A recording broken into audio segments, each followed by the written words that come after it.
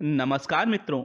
आज का पाठ है हजारी प्रसाद द्विवेदी कृत निबंध अपराजय जीवनी शक्ति का प्रतीक कुटज। आप देख रहे हैं अपना चैनल ज्ञान का प्रकाश सीबीएसई हिंदी विद मथुरा दास। यह हमारा 101वां वीडियो है। आज हम पढ़ रहे हैं कक्षा 12 की हिंदी ऐच्छिक की पाठ्य पुस्तक अंतरा, जिसके गद्य खंड का अंतिम पाठ है हजारी प्रसाद द्विवेदी जी का निबंध कुटज। सबसे पहले पाठ का परिचय। कुटज के महत्व को बताते हुए लेखक कहता है कि कुटज हिमालय पर्वत की ऊंचाई पर सूखी शिलाओं के बीच उगने वाला एक जंगली फूल है। कुटज में ना विशेष सौंदर्य है और ना ही विशेष सुगंध, फिर भी लेखक ने उसमें मानव के लिए एक विशेष संदेश पाया है। कुटज में अपराजय जीवन शक्ति है, स्वावलंबन है और आत्मविश्वास भी है। वह विषम परिस्थितियों में भी शान के साथ जीने की क्षमता रखता है। वह समान भाव से प्रत्येक परिस्थिति में दृढ़ रहता है। सामान्य से सामान्य वस्तु में भी विशेष गुण हो सकता है। इस पाठ के माध्यम से यह बताना ही लेखक का उद्देश्य है। कुटज की इसी विशेष प्रकृति पर यह निबंध कुटज लिखा गया है। अब देखते हैं पाठ का सारांश विस्तार से। पहला बिंदु है हिमालय का निचला भाग। लेखक हिमालय पर्वत की मनोरम शोभा को देखते हुए कहता है कि हिमालय पर्वत के आगे व पीछे दोनों तरफ समुद्र उसकी दो भुजाओं की भांति शोभित हो रहे हैं। संस्कृत के प्रसिद्ध कवि कालिदास का कहना है कि हिमालय के पांव में शिवालिक अर्थात शिव की जटा का निचला हिस्सा है। हिमालय को तीन भागों में बांटा जाता है क्षेत्र के हिसाब से। तो जो सबसे नीचे का जो क्षेत्र है उसे शिवालिक पर्वतमाला कहा जाता है। ठीक है। तो यहाँ पर वो क्या कह रहे हैं कि हिमालय के पांव में शिवालिक अर्थात शिव की जटा का निचला हिस्सा है, उसको शिव जी की जटा माना जाता है, शिवालिक पर्वतमाला को। संपूर्ण हिमालय को देखकर किसी के भी मन में समाधि में रत महादेव की मूर्ति स्पष्ट हो आती है। उन्हीं महादेव की जटाओं के निचले हिस्से का प्रतिनिधित्व यह शिवालिक पर्वत श्रृंखला कर रही है। यहाँ कहीं कहीं तो घास भी सूख गई है। वहाँ काली काली चट्टानें और कहीं कहीं रक्त के रंग वाली रेत है। कहीं भी रस नहीं है। लेकिन गर्मी की मार खाकर भी यह छोटे छोटे से पेड़ निरंतर जी रहे हैं। ये शायद बेहया और मस्तमौला है।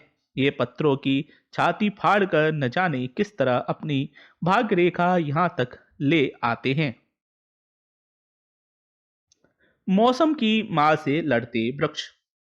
शिवालिक की सूखी नीरस पहाड़ियों पर मस्ती में झूमते मुस्कुराते वृक्ष हैं। लेखक इनका नाम नहीं जानता, परंतु उसे ऐसा महसूस हो रहा है कि यह लेखक को अनादिकाल से जानते हैं। कुटच के विषय में बताते हुए लेखक कहता है कि इन्हीं में से एक छोटा सा ठिगना सा पेड़ है। पत्ते भी चौड़े और बड़े हैं।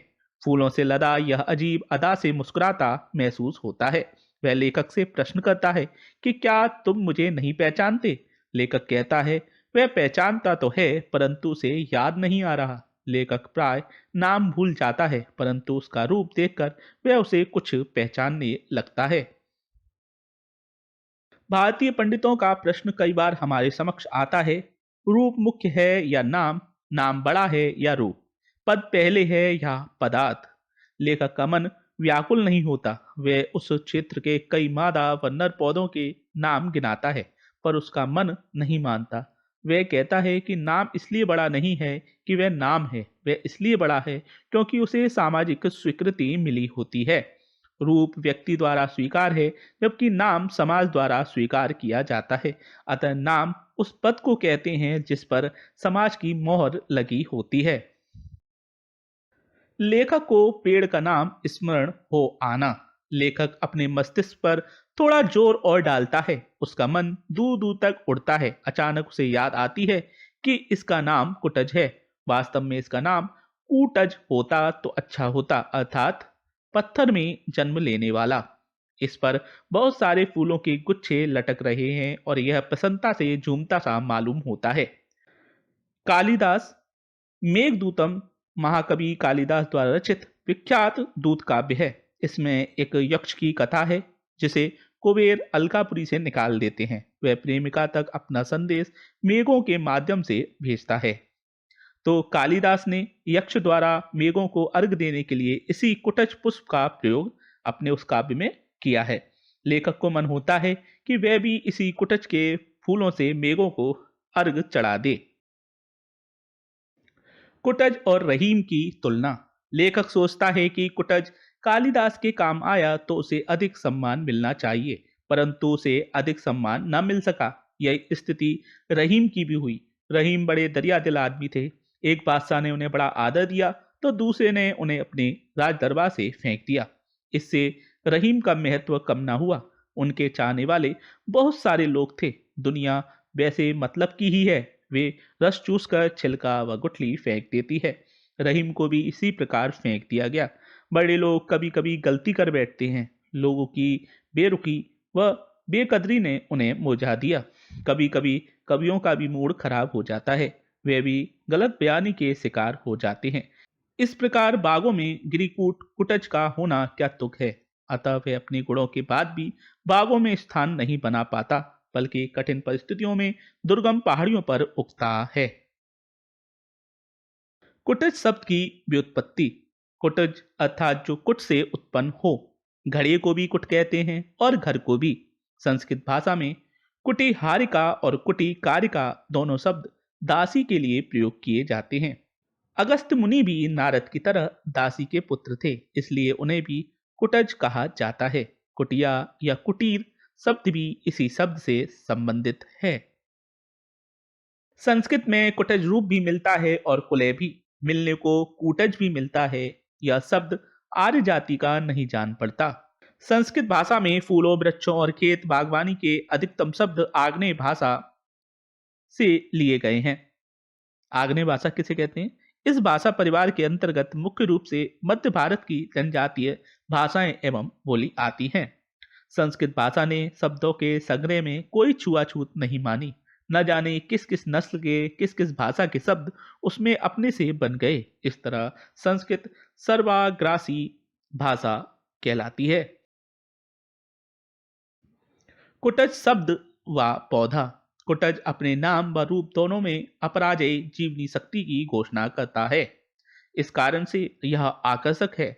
इसका नाम हजारों वर्षों से जीता चला आ रहा है। कुटज संस्कृति की निरंतर बढ़ती शब्द राशि में जम के बैठा है और रूप की तो बात ही क्या। वह क्रोध से भरे यमराज के दारुण निश्वास के समान ददकती लू में भी हरा भरा है।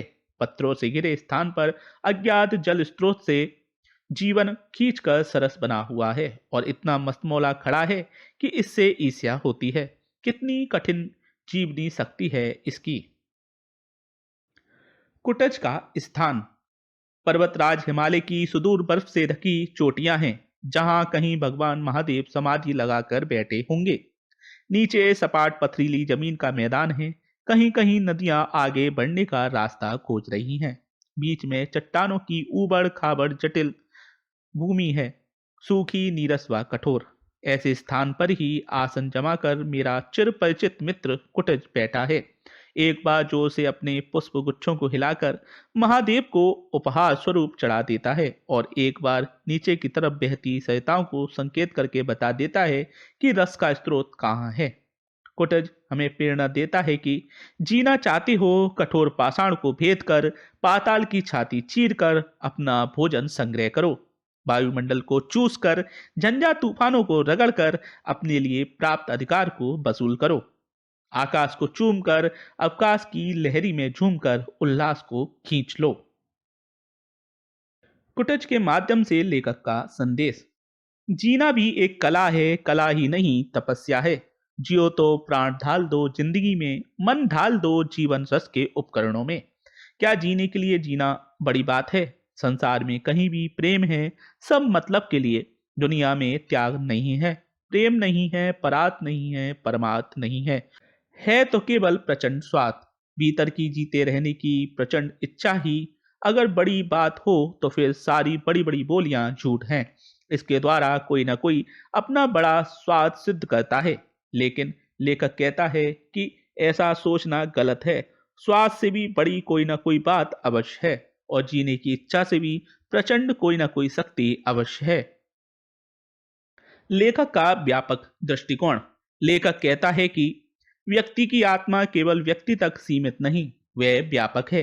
अपने में सब और सब में आप, इस प्रकार की एक विशाल बुद्धि जब तक नहीं आती तब तक पूरे सुख का आनंद भी नहीं मिलता। लेखक कहता है कि कुटुज क्या केवल जी रहा है, वह दूसरों के द्वार पर भीख मांगने नहीं जाता, लेकिन अगर उसके पास कोई आ जाए तो वह अधमरा नहीं हो जाता। वे हमें नीति और धर्म का उपदेश नहीं देता, अपनी उन्नति के लिए अवसर का जूता नहीं चाटता, ग्रहों की खुशामद नहीं करता, आत्मा की उन्नति के लिए नीलम जैसे कोई पत्थर धारण नहीं करता, किसी को दांत नहीं दिखाता, बगले नहीं झांकता। जीता है तो शान से, परंतु किस उद्देश्य से यह कोई नहीं जानता। यह स्वाद के दायरे से बाहर की बात है। वह कहता है, चाहे सुख हो या दुख, प्रिय हो या अप्रिय, जो मिल जाए उसे शान के साथ, हृदय से बिल्कुल अपराजित होकर उल्लास के साथ ग्रहण करो, हार मत मानो। लेखक कहता है कि कुटच को देखकर रोमांच हो आता है, उसे यह अपराजित स्वभाव, निर्भयता, अविचल जीवन दृष्टि कहाँ से मिलती है। जो व्यक्ति यह समझते हैं कि वह दूसरों पर उपकार कर रहे हैं, वह नासमझ है। जो समझते हैं कि दूसरे उन पर अपकार कर रहे हैं, वे भी बुद्धिहीन हैं। कौन किसका उपकार करता है, कौन किसका अपकार। मनुष्य तो केवल जी रहा है और केवल जी रहा है। दुख और सुख तो मन के विकल्प हैं। सुखी वह है जिसका मन सुखी है, और दुखी वह है जिसका मन परवश होकर, अर्थात दूसरे के वश में होकर दुखी है। परवश होने का अर्थ है किसी की खुशामद करना, किसी के लिए दांत निपोड़ना, उसकी चाटुकारिता करना, हाँ हजूरी करना। जिसका मन वश में नहीं है, वही दूसरों की चापलूसी करता है, अपने को छिपाने का ढोंग करता है और दूसरे को फंसाने के लिए जाल बिछाता है। कुटज इन सभी आडंबरों से मुक्त है। वह तो एक बैरागी है, राजा जनक की भांति इस संसार में रहकर भी, संपूर्ण भोगों को भोग कर भी सदा उससे मुक्त है। कुटज जो अपने मन पर सवारी करता है, मन को कभी भी अपने ऊपर सवारी नहीं करने देता। इस प्रकार लेखक ने कुटज के गुणों को बताते हुए मनुष्य को भी उसी की भांति दृढ़ निश्चयी, परोपकारी, स्वाभिमानी आदि बनने को कहा है। तो मित्रों, यह था आज का पाठ कुटज। अब देखते हैं क्या है इस पाठ में विशेष।